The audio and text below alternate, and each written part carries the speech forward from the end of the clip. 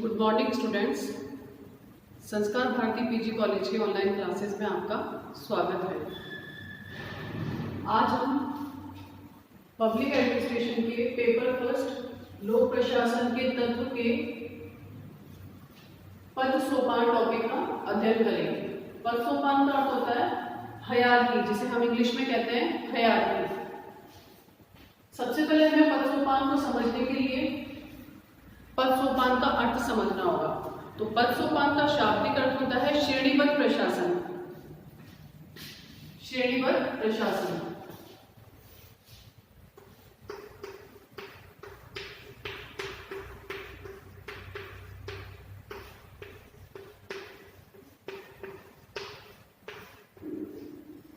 अगर दूसरे शब्दों में हम कहें तो पद सोपान का अर्थ है निम्नतर व्यक्तियों पर उच्चतर व्यक्तियों का शासन अथवा नियंत्रण। तो निम्नतर अधिकारियों पर उच्चतर अधिकारियों का शासन अथवा नियंत्रण। तो पद सोपान जो है वह प्रशासन का एक महत्वपूर्ण हिस्सा है। अगर हम बात करें अर्ल लाथम, जो कि लोक प्रशासन के विचारक हैं, उनके अनुसार पद सोपान निम्न तथा उच्च व्यक्तियों का श्रेणीबद्ध रूप में एक व्यवस्थित संगठन है। कहने का अर्थ है कि पद सोपान जो है वो निम्नतर अधिकारियों और उच्च अधिकारियों का श्रेणीबद्ध रूप से एक व्यवस्थित संगठन है। कोई भी संगठन यदि बनेगा तो उसमें निम्न अधिकारी तथा उच्च अधिकारी दोनों ही कार्य करेंगे। जैसे हम बात करें कि पद सोपान हर संगठन में देखने को मिलता है। जैसे कि सरकारी संगठन है, वहां किसी भी विभाग में जाते हैं, सरकारी संगठन का कोई भी विभाग है, वहां पे हमें पद सोपान देखने को मिलेगा। अगर हम बात करते हैं पुलिस निदेशालय की या पुलिस संगठन की, तो पुलिस संगठन में भी हमें पद सोपान देखने को मिलता है। पुलिस संगठन में यदि हम बात करें तो सबसे उच्च स्तर पर मतलब प्रधान जो अधिकारी होता है वह है पुलिस महानिदेशक। पुलिस महानिदेशक के नीचे कार्य करते हैं पुलिस महाधिपति। पुलिस महाधिपति के निम्न पर पुलिस उप महाधिपति। पुलिस उप महाधिपति के नीचे जिला पुलिस अधीक्षक। जिला पुलिस अधीक्षक के नीचे उप सहायक पुलिस अधीक्षक। उप सहायक पुलिस अधीक्षक के नीचे मंडल निरीक्षक। फिर मंडल निरीक्षक के पश्चात निरीक्षक एवं सहायक निरीक्षक होते हैं। फिर संरीक्षक और सहायक निरीक्षक के नीचे हेड कांस्टेबल कार्य करते हैं। हेड कांस्टेबल के बाद सबसे निम्नतर स्तर पर कांस्टेबल कार्य करते हैं। तो हम यदि बात करें तो सबसे प्रधान जो अधिकारी होता है पुलिस संगठन का वह है पुलिस महानिदेशक, और सबसे निम्नतर स्तर पर कौन कार्य करता है? कांस्टेबल। तो ये बात हुई हमारे पद सोपान के संगठन की। इसी प्रकार यदि हम और भी कोई प्रशासन देखते हैं या सरकारी कार्यालय देखते हैं तो वहां पे भी सबसे उच्च स्तर पे अधिकारी होते हैं। अधिकारी के नीचे कार्य करने वाले लिपिक होते हैं, वरिष्ठ लिपिक होते हैं। वरिष्ठ लिपिक के नीचे निम्न लिपिक होते हैं। फिर तकनीकी कर्मचारी होते हैं। तो इस प्रकार जो पद सोपान के माध्यम से किसी संगठन को समझा जा सकता है। अब हम बात करते हैं पद सोपान की विशेषताएं क्या है। विशेषण मतलब उनका कैरेक्टरिस्टिक क्या है। सबसे पहले यदि हम बात करें प्रेमेडिका।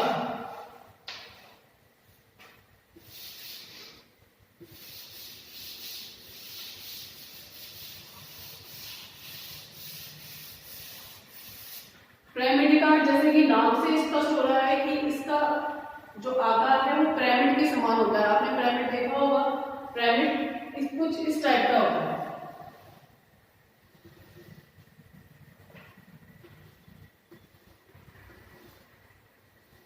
यदि हम बात करें तो सबसे निम्न स्तर पर होता है कर। जैसे हम एग्जांपल के तौर पे मान लें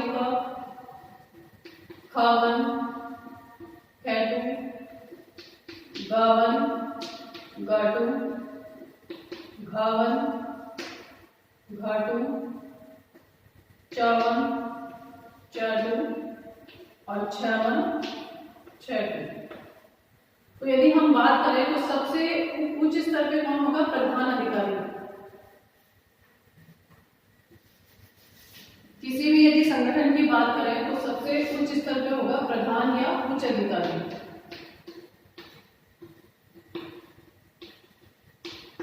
और सबसे निम्न स्तर पर उससे कार्य करने वाले अधीनस्थ कर्मचारी होंगे। तो जैसे कि हमें इस पिरामिड कार्ड संरचना में दिख रहा है कि सबसे उच्च स्तर पर क अधिकारी प्रधान उच्च अधिकारी होता है, और जैसे जैसे हम नीचे बढ़ते जाते हैं वहां पे कर्मचारियों की संख्या बढ़ती जाती है। तो पदसोपान की यदि हम बात करते हैं तो सबसे उच्च स्तर पर प्रधान अधिकारी होता है, और जैसे जैसे हम संगठन में नीचे जाते रहते हैं वहां पे कर्मचारियों की संख्या बढ़ती जाती है। जैसे यदि हम बात करें सबसे निम्न स्तर के अधिकारी की, तो जो 6(1) और 6(2) है, यदि हम इन्हें कर्मचारी माने तो वो अपने से ऊपर जो व्यक्ति हैं उनके प्रति उत्तरदायी होगा। कहने का अर्थ है कि वो अपने से उच्च स्तर पर जो अधिकारी हैं उनसे ही आदेश प्राप्त करेगा और उनसे ही उनके निर्देशानुसार ही कार्य करेगा। यदि हम 6(1) और 6(2) की बात करें तो यहाँ पे जो अधिकारी हैं वो घ1 और घ2 के प्रति उत्तरदायी होंगे, अतः वो अपने से जस्ट ऊपर जो अधिकारी हैं उनके प्रति ही उत्तरदायी होगा। इसी प्रकार घ1 और घ2 जो है वो घ1 और घ2 के प्रति उत्तरदायी होंगे। तो कहने का अर्थ है कि पद सोपान में जो अधीनस्थ कर्मचारी होते हैं वो अपने से ऊंचे स्तर पर जो अधिकारी होते हैं उनसे ही आदेश प्राप्त करेगा तथा उनसे उनके आदेश अनुसार जो भी निर्देश मिलते हैं उन्हीं के अनुसार कार्य करेंगे। तो ये जो संरचना है इसे हम बोलते हैं पिरामिड। तो किसी भी पद सोपान की पहली जो विशेषता है वो पिरामिड काल होती है। इसमें पिरामिड काल में सबसे उच्च स्तर पर प्रधान अधिकारी होते हैं तथा उसके नीचे अधीनस्थ कर्मचारी कार्य करते हैं। दूसरी जो विशेषता है वो है इकाइयों एवं उप इकाइयां। कहने का अर्थ है कि जो भी पद सोपान है, पद सोपान में जितने भी अधिकारी और कर्मचारी कार्य करते हैं वो आपस में इकाइयों और उप इकाइयों में विभाजित होते हैं। जैसे कि हम बात करें सरकारी संगठन है, अब कोई भी जो सरकारी संगठन है उसमें अलग अलग डिपार्टमेंट और सब डिपार्टमेंट होंगे जहाँ पे अलग अलग तरह के कार्य किए जाते हैं। तो कोई भी पदसोपान की संरचना है, ये कोई भी सरकारी संगठन है वो इकाइयों एवं उप इकाइयों में विभाजित होता है और ये इकाइयां उप इकाइयां आपस में संबद्ध होती है। तीसरी जो विशेषता है वो है सत्ता, आदेश की एकता और नियंत्रण। कोई भी पदसोपान है उसमें सत्ता, आदेश की एकता एवं नियंत्रण के क्षेत्र की पालना होती है। कहने का अर्थ है अधीनस्थ कर्मचारी जो है वो आदेश की एकता का पालन करते हैं और उच्च स्तर अधिकारी जो होते हैं वो सत्ता में होते हैं, तो वो अपने नीचे से कर्मचारियों को आदेश देते हैं तथा अपना कार्य कराते हैं। तो कोई भी पदसोपान संगठन है वह ऊपर से नीचे की ओर चलता है। चौथी जो विशेषता है वो है आदेश की एकता। जैसा कि नाम से स्पष्ट हो रहा है आदेश की एकता, कहने का अर्थ है कि आदेश देने वाला अगर हम किसी भी सरकारी संगठन की बात करें तो वहां पर जितने भी अधिकारी हैं वो अपने से निम्नतर या अपने से अधीनस्थ कर्मचारियों को आदेश देते हैं, उन्हें कार्य के निर्देश देते हैं, उसी के अनुसार अधीनस्थ कर्मचारी कार्य करते हैं।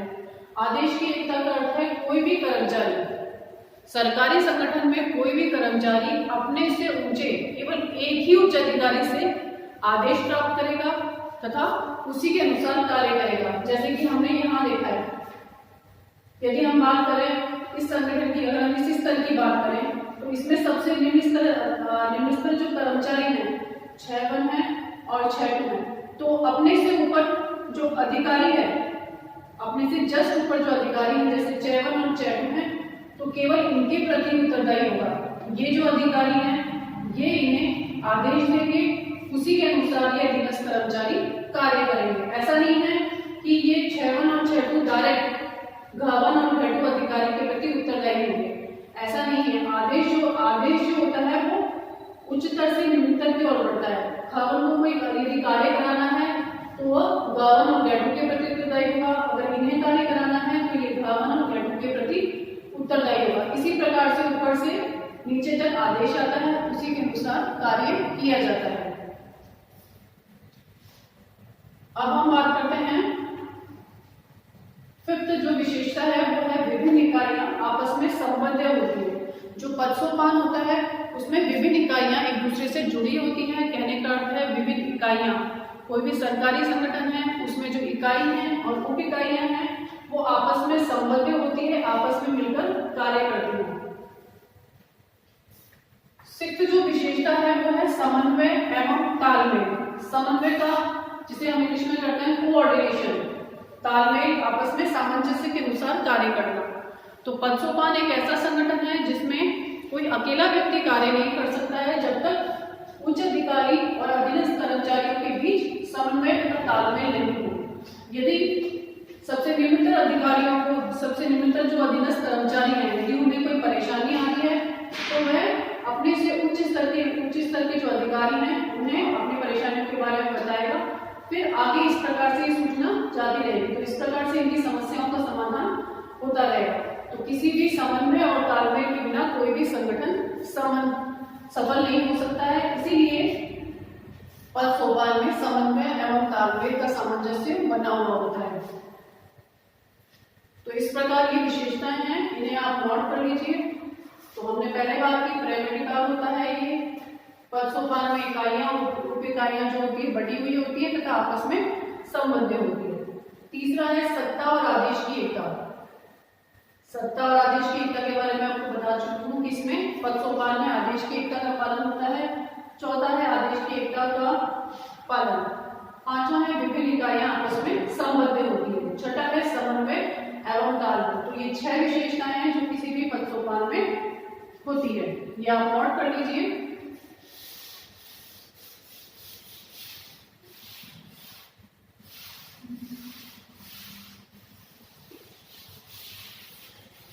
अब हम बात करते हैं गुणों की, पदसोपान प्रणाली के गुण।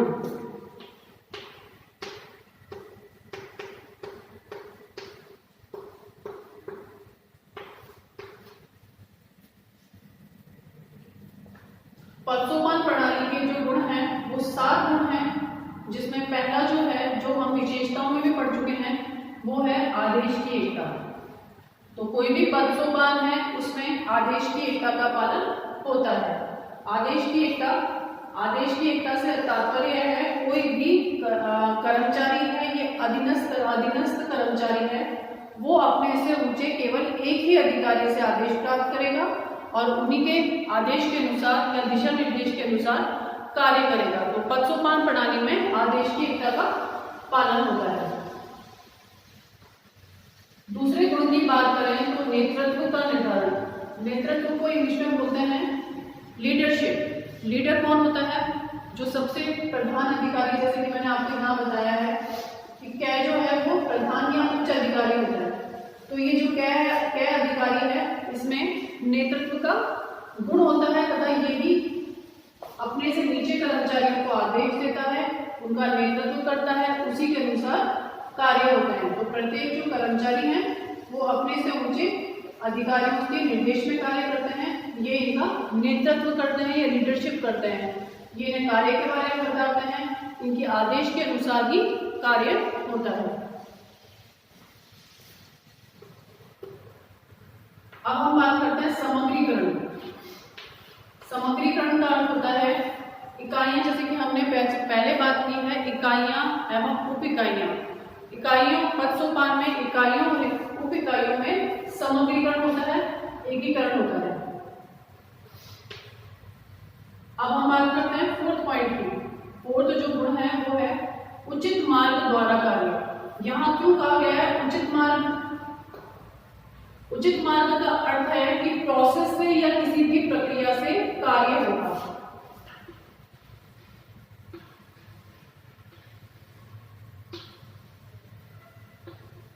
किसी भी प्रोसेस या प्रक्रिया से कार्य होगा। जैसे मैंने आपको बताया है कि जो निम्नतर या अधीनस्थ कर्मचारी होते हैं वो अपने से ऊंचे अधिकारियों से, अपने से जस्ट ऊपर जो अधिकारी हैं उन्हीं के प्रति उत्तरदायी होते हैं। तो कोई भी कार्य होगा उचित मार्ग द्वारा होगा। कहने का अर्थ है यदि जो उच्च अधिकारी है यदि उससे कोई कार्य कराना है तो वह ऐसा नहीं है कि जो कै अधिकारी है वो डायरेक्ट सबसे नीचे जो 6 और 6 अधिकारी हैं उनको आदेश देगा और कार्य हो जाएगा, बल्कि यदि कै या प्रधान उच्च अधिकारी को कोई कार्य कराना है तो सबसे पहले वो किन्हें आदेश देगा? ख1 और ख2 को। फिर ख1 और ख2 उनको कोई कार्य कराना है तो वो ग1 और ग2 को आदेश देंगे। इसी प्रकार इन्हें कोई कार्य कराना है तो ये अपने से नीचे अधीनस्थ कर्मचारियों को आदेश देंगे। इसी प्रकार ये प्रक्रिया जो है उचित मार्ग द्वारा चलती रहती है। तो कहने का अर्थ है कि कोई भी जो कार्य है वो पद सोपान में उचित मार्ग के द्वारा किया जाता है। अब हम बात करते हैं पांचवें गुण की। पांचवा जो गुण है वह उत्तरदायित्व का प्रत्यायोजन। सबसे पहले आपको समझना होगा प्रत्यायोजन।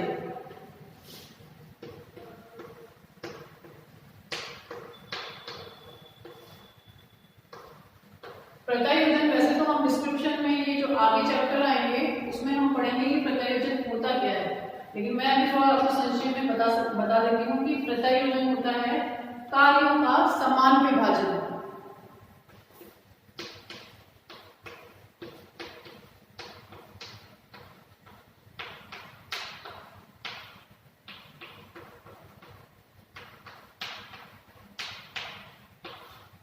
प्रत्यायोजन का होता है, प्रत्यायोजन का जो अर्थ होता है वह है कार्यों का समान विभाजन। कार्यों के समान विभाजन का मतलब है कि अधिकारी जो होता है वो उसके नीचे जितने भी कर्मचारी कार्य करते हैं तो वह उनमें कोई भेदभाव न करके सभी कर्मचारियों को उनकी कार्य क्षमता के अनुसार या उनकी कैपेबिलिटी के अकॉर्डिंग या उनकी योग्यता के अनुसार कार्य का विभाजन करते हैं। इन्हें कहते हैं प्रत्यायोजन। तो जो पद सोपान में गुण है वह है उत्तरदायित्व का प्रत्यायोजन। कहने का अर्थ है उत्तरदायित्व मतलब रेस्पॉन्सिबिलिटी। उत्तरदायित्व रेस्पॉन्सिबिलिटी होती है। तो जो प्रधान अधिकारी है वह उत्तरदायित्वता के तहत सभी कर्मचारियों को आदेश व निर्देश देते हैं। उसी के अनुसार सभी अधीनस्थ कर्मचारी कार्य करते हैं। उनमें कार्यों का विभाजन होता है और वह कार्यों का विभाजन होने से वह कार्य समय पर पूरा हो जाता है। कहने का अर्थ है यदि प्रत्यायोजन नहीं होगा, यदि कोई भी संगठन है उसमें प्रत्यायोजन नहीं होगा तो सभी कर्मचारियों में आपस में समन्वय का तालमेल नहीं होगा। सभी कर्मचारियों में समन्वय तालमेल की कमी से वह कार्य समय पर पूरा नहीं होगा। इसीलिए पद सोपान में उत्तरदायित्व का प्रत्यायोजन किया जाता है, अर्थात सभी कर्मचारियों एवं अधिकारियों को कार्य को विभाजित किया जाता है। तो ये है उत्तरदायित्व का प्रत्यायोजन।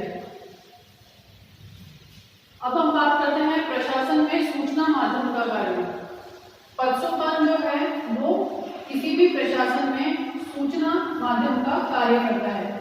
कहने का अर्थ है कि पद सोपान के माध्यम से कोई भी सूचना है वो सभी अधीनस्थ कर्मचारियों एवं अधीनस्थ अधिकारियों तक पहुंच जाती है। तो प्रशासन एक ऐसा माध्यम है जिसके द्वारा सूचना सभी अधिकारियों एवं कर्मचारियों तक पहुंच जाती है। सातवां है समन्वय। समन्वय मैं आपको बता चुकी हूँ। समन्वय का अर्थ होता है कोऑर्डिनेशन। कोऑर्डिनेशन कहने का अर्थ है सभी अधीनस्थ कर्मचारियों एवं अधिकारियों के मध्य कार्यों को करने के बीच में कोई कठिनाई न आना। इसके लिए आवश्यक है कि उनमें आपस में तालमेल रहे। कहने का अर्थ है कि जो अधिकारी है वो सभी को समान रूप से कार्य दे, जिससे कि आपस में कंफ्यूजन नहीं होगा और सभी जो अधीनस्थ कर्मचारी हैं वो अपना अपना कार्य करेंगे। यदि वो समय पे अपना अपना कार्य करेंगे तो कार्य अपने लक्ष्य तक पहुंच जाएगा। तो समन्वय किसी भी पद सोपान के लिए समन्वय का होना बहुत आवश्यक है। तो हम पढ़ चुके हैं पद सोपान का अर्थ पढ़ चुके हैं। पद सोपान क्या होता है, पद सोपान के गुण क्या होते हैं, उनकी विशेषताएं क्या होती हैं। अब हम बात करते हैं दोष।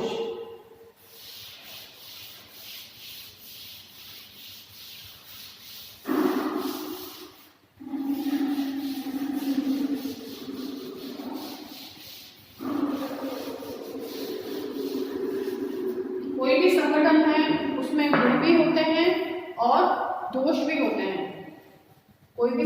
हैं उसमें कुछ ना कुछ कमियां होती हैं। तो इसी प्रकार से पद सोपान में भी कुछ विद्वानों ने कुछ कमियां बताई हैं। सबसे पहला जो कमी है वह है कार्य में विलंब। कार्य में, ये मैंने यहाँ पे लिख रखा है, कार्य में विलंब। कहने का अर्थ है कि यदि कोई कार्य नियम से या कानून से होगा या एक निश्चित प्रोसेस से होगा, उचित मार्ग से होगा, तो उस कार्य में थोड़ी बहुत देरी आ सकती है। तो पद सोपान, जैसा कि मैंने आपको बताया, पद सोपान जो होता है वह पिरामिड के आकार की संरचना होती है। सबसे उच्च स्तर पर उच्च अधिकारी होते हैं।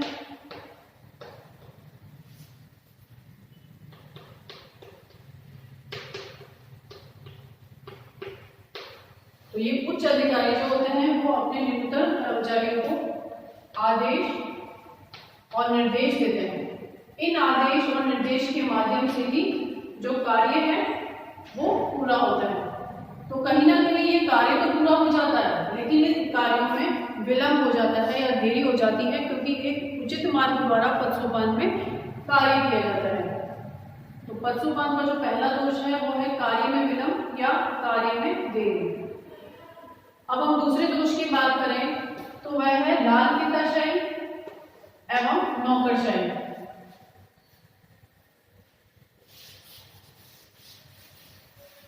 सबसे पहले आपको लाल फीताशाही और नौकरशाही के बारे में समझने के लिए सबसे पहले आपको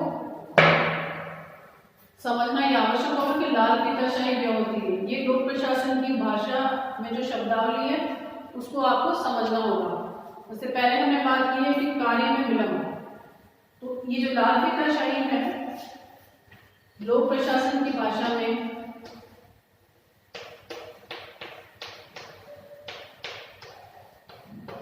ये जो कुछ शब्दावली है जो प्रशासन की भाषा में आती है, इनका आपको ज्ञान होना चाहिए, इनका आपको अर्थ पता होना चाहिए कि ये होता क्या है। तो लाल फीताशाही होती है कार्यों में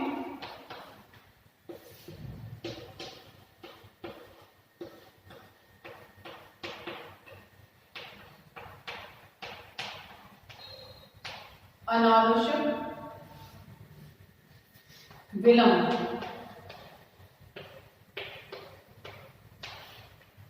कार्यों में अनावश्यक विलंब को कहते हैं लाल फीताशाही। आप कहीं पे भी नोट कर लीजिए, क्योंकि ये आपके जो कॉम्पिटिटिव एग्जाम्स होते हैं उसमें भी कई बार पूछ लेते हैं कि लाल फीताशाही का अर्थ क्या है। तो आपको ये पता होना चाहिए कि लाल फीताशाही का अर्थ क्या होता है। तो कार्यों में अनावश्यक विलंब को कहते हैं लाल फीताशाही। कार्यों में अनावश्यक विलंब कब होता है? कोई भी यदि हम सरकारी संगठन में जाते हैं, आपने देखा होगा यदि आप कोई भी कार्य किसी भी सरकारी संगठन में कराने जाते हैं या अपनी कोई भी समस्या लेके जाते हैं, तो ये मुमकिन नहीं है कि वो कार्य एक ही दिन में पूर्ण हो जाए। आपको उसके लिए काफी समय देना होता है या काफी दिनों तक आपको वो कहते हैं कि इस कार्यों में देरी होगी। तो वो कार्यों में देरी किस वजह से होती है?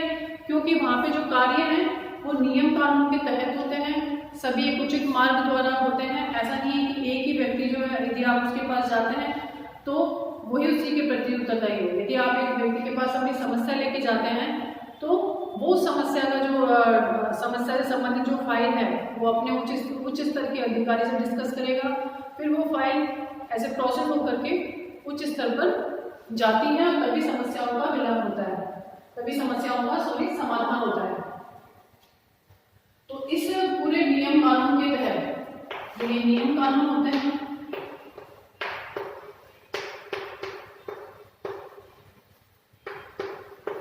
इन नियम कानून से जो कार्य होते हैं, इन नियमों को जो लागू किया जाता है किसी भी सरकारी संगठन में, उन नियम कानून की वजह से ही कार्यों में अनावश्यक विलंब होता है या कार्यों में देरी होती है। तो इस वजह से पद सोपान का जो दूसरा दोष है वो है लाल फीताशाही।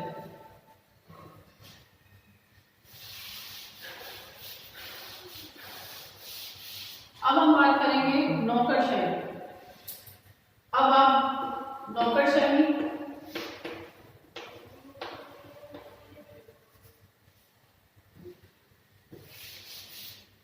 जैसा कि आपने लाल फीताशाही का समझा है कि कार्यों में अनावश्यक विलंब को लाल फीताशाही कहते हैं, उसी प्रकार से नौकरशाही किसे कहते हैं?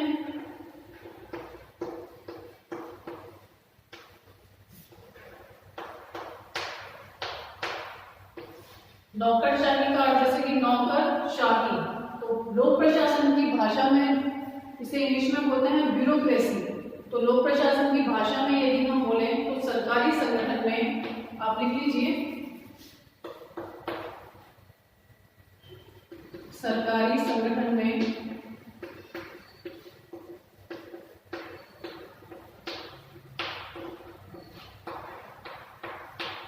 कार्य करने वाले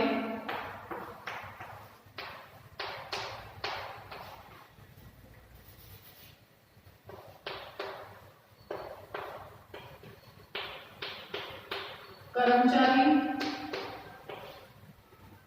एवं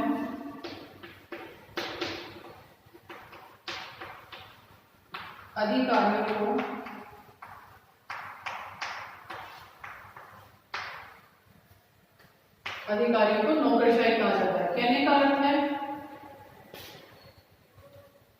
सरकारी संगठन में जितने भी कर्मचारी हैं और अधिकारी हैं उनको संयोजित रूप से नौकरशाही कहते हैं, जो कि जनता के हित के लिए कार्य करते हैं। जैसे कि हम आरएएस की बात करें तो आरएएस के जो अधिकारी होते हैं वो जो कार्य करते हैं वो जनता के प्रति उत्तरदायी होते हैं। तो जो आरएएस अधिकारी हैं उनको नौकरशाही, एक लोक प्रशासन की भाषा में नाम दे दिया गया है नौकरशाही। तो सरकारी संगठन में कार्य करने वाले जितने भी कर्मचारी हैं एवं अधिकारी हैं वह नौकरशाही कहलाते हैं। तो नौकरशाही में जैसे कि यदि हम किसी सरकारी संगठन में जाते हैं तो वहाँ पे अधिकारी और कर्मचारी, जैसे कि लाल फीताशाही में आपने बताया कि कार्य में अनावश्यक विलंब होता है। तो आप किसी एक अधिकारी के पास जाएंगे तो ऐसा नहीं है कि वही अधिकारी या कर्मचारी आपका कार्य कर देगा, आपको उससे भी उच्च स्तर अधिकारी पे मिलना पड़ेगा। तो ये लाल फीताशाही और नौकरशाही ऐसे दो दोष हैं जो कि पद सोपान में होते हैं।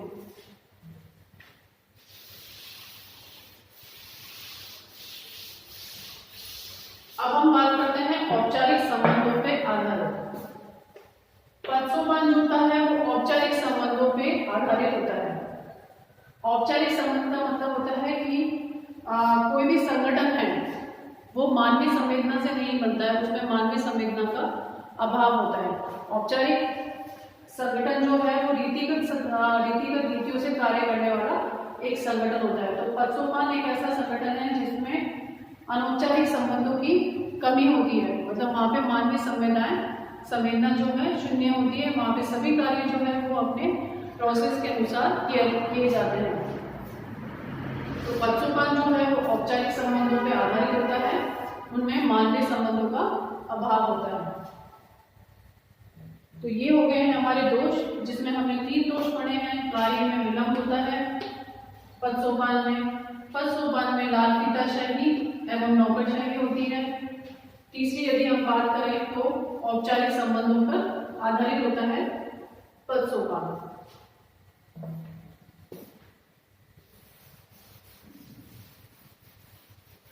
अब हम बात करते हैं, अभी हमने बात करी है कि पद सोपान के दोष क्या होते हैं। अब इन दोषों को दूर कैसे किया जा सकता है, कोई ऐसी व्यवस्था है जिसके अनुसार इन दोषों को दूर किया जाए?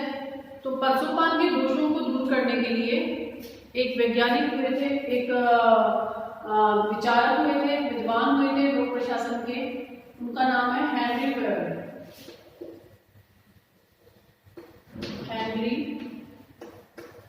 फेयोल। ये मैं नीचे भी लिख चुकी हूँ, फेयोल की कुल व्यवस्था। तो हेनरी फेयोल ने जो पद सोपान है उनके दोषों को दूर करने के लिए एक व्यवस्था बताई थी जिसे कहते हैं कुल व्यवस्था।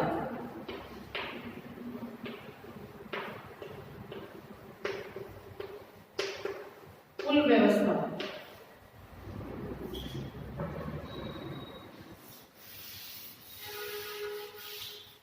हेनरी फेयोल है, उन्होंने कुल व्यवस्था में बताया था कि जिस प्रकार से पद सोपान में कार्य होता है कि एक जो अधीनस्थ कर्मचारी है वो अपने से ऊंचे अधिकारी से आदेश प्राप्त करेगा और तभी कार्य करेगा। ऐसा नहीं है कि जैसे मैंने आपको प्राइवेट में बताया था,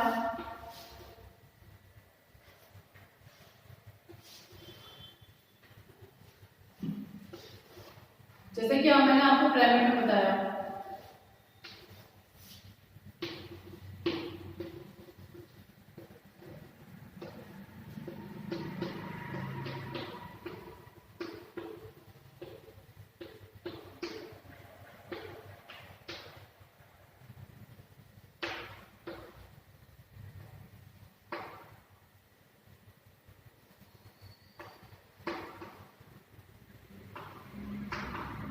जैसे मैंने आपको एक प्राइमरी कार्य संरचना बताई थी और ये बताया था कि जो भी निम्नतर अधिकारी हैं, जो अधीनस्थ कर्मचारी हैं, वो अपने से जस्ट ऊपर जो है उसी अधिकारी से आदेश प्राप्त करेगा और उसी के अनुसार कार्य करेगा, उसी के प्रति उत्तरदायी होगा। लेकिन जो हेनरी फेवल विद्वान है, उन्होंने पुल व्यवस्था के माध्यम से पद सोपान के जो दोष है उनको दूर करने का प्रयास किया। उनके अनुसार कहने का अर्थ है कि ये जो गैवन अधिकारी है, ये गैवन अधिकारी सीधे गावन अधिकारी से भी के प्रति भी उत्तरदायी हो सकता है और इसके प्रति भी उत्तरदायी हो सकता है। कहने का अर्थ है कि जो ये गावन कर्मचारी है वो गैटू के साथ मिलकर कार्य भी कर सकता है, उसके प्रति भी उत्तरदायी हो सकता है, और गावन जो है वो गावन के प्रति भी उत्तरदायी होता है। कहने का अर्थ है कि यदि इस प्रकार से इस पुल व्यवस्था के माध्यम से यदि कार्य होगा तो पदसोपान के दोषों को कई हद तक दूर किया जा सकता है। जैसे कि हमने बात की थी कि पदसोपान में कार्यों में विलंब होता है, तो ये कार्यों में विलंब इसलिए होता है क्योंकि इसमें सभी कार्य एक प्रोसेस या उचित मार्ग के द्वारा किया जाता है कि हमें आदेश प्राप्त होगा तभी वे अपना कार्य करेंगे। आदेश जो है वह ऊपर से नीचे की ओर जाता है, इस माध्यम से ही कार्य होता है, जिससे कि देरी हो जाती है। लेकिन जो हेनरी फेवल है उनकी पुल व्यवस्था में ये बताया गया है कि जो अधिकारी हैं, ऐसा नहीं है कि वो अपने नीचे वाले जो कर्मचारी हैं उसके प्रति उत्तरदायी होंगे, बल्कि वो इसके आदेशानुसार भी कार्य कर सकते हैं। मतलब गावन और गैटू भी उसे भी आदेश दे सकता है और नीचे जो गावन है वो खा से आदेश दे सकता है। मतलब पैरेलल में जो प्रक्रिया है वो चल सकती है। तो इस पुल व्यवस्था के माध्यम से हेनरी फेवल ने जो पदसोपान है उनके दोषों को दूर करने का प्रयास किया। आप जो एक चित्र है वो मैं बना रही हूँ, वो आप पुल व्यवस्था का बना लीजिए। आपको यदि पदसोपान को समझाना है तो आपको जो प्राइमरी कार्य जो संरचना है उसके माध्यम से यदि आप एग्जाम्पल देंगे तो आप इस टॉपिक को आसानी से समझा सकते हैं।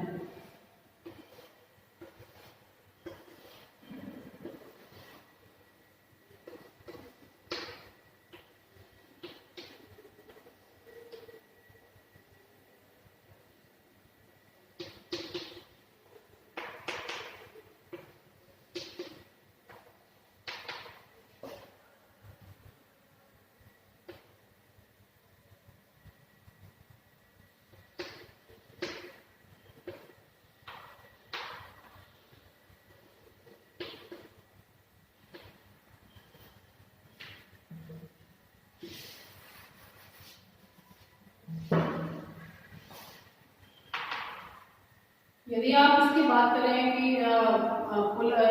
हेनरी फेवल का जो पदसोपान है उसकी पुल व्यवस्था की बात करें तो आप ये जो अधिकारी है ये इनसे भी आदेश प्राप्त कर सकता है और ये सीधे इनसे भी आदेश प्राप्त कर सकता है। तो ये पुल व्यवस्था के माध्यम से हेनरी फेवल ने अपने पदसोपान के जो दोष हैं उनको दूर करने का प्रयास किया। तो आशा करती हूँ आपको ये टॉपिक समझ में आ गया होगा। पदसोपान, जिसमें कि हमने पदसोपान क्या होता है, पदसोपान की विशेषताएं क्या होती हैं, पदसोपान के गुण क्या होते हैं, उनके दोष क्या होते हैं तथा उनके दोषों को किस प्रकार दूर किया जा सकता है, यह आपको समझ में आ गया होगा। यदि हम बात करें कि एग्जाम में कि किस प्रकार का प्रश्न आता है, तो एग्जाम में प्रश्न जो आता है उसके बारे में मैं आपको बता देती हूँ इस टॉपिक से रिलेटेड।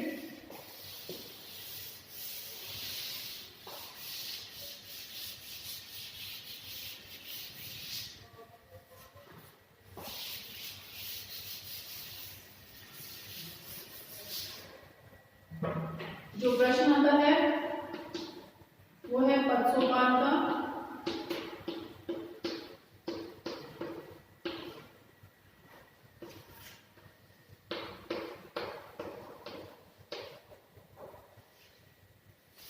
पदसोपान का तात्पर्य क्या है, या पदसोपान किसे कहते हैं, या पदसोपान से क्या आशय है।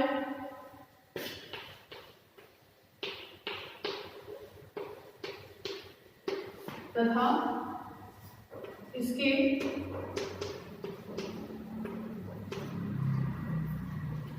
गुण दोषों एवं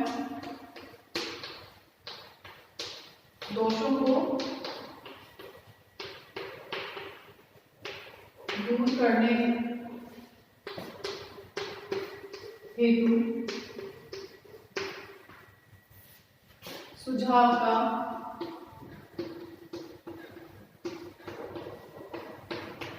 सविस्तार वर्णन कीजिए।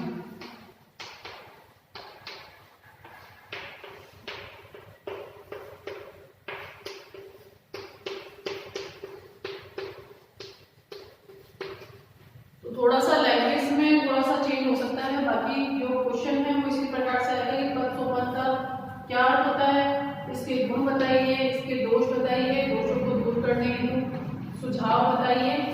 तो आपको जिस प्रकार से मैंने समझाया है आपको उसी प्रकार से उस क्वेश्चन को समझाना होगा, पॉइंट्स लिखने होंगे। और आपको सबसे पहले पद सोपान अर्थ आप बता देंगे, फिर आप सबसे पहले आप अर्थ बताएंगे, फिर आप बताएंगे परिभाषाएं, पद सोपान की परिभाषाएं। आप उसमें 2 या 3 परिभाषाएं ले सकते हैं। फिर आप बताएंगे उसकी विशेषताएं। वैसे तो कुछ ही नहीं है इसमें विशेषताएं, बट आप विशेषताएं बता सकते हैं।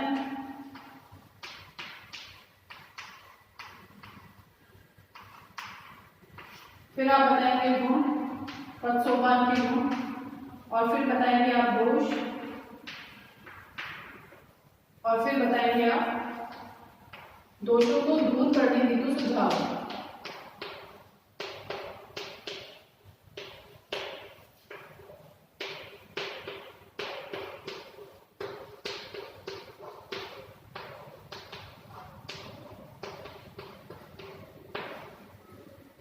तो ये जो प्रश्न है तभी आपका पूरा होगा जब आप उसको पूरी तरीके से डिस्क्राइब करेंगे।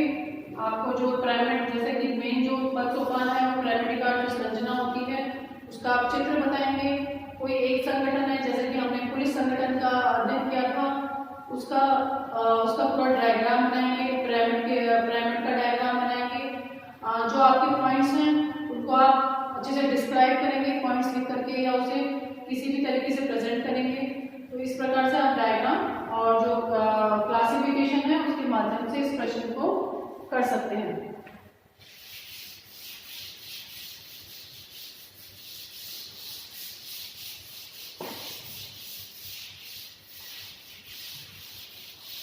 बाकी यदि हम छोटे प्रश्न की बात करें तो उसमें पद सोपान का क्या अर्थ है, केवल ये आ सकता है जिसमें आप उसका अर्थ बता सकते हैं और परिभाषाएं बता सकते हैं।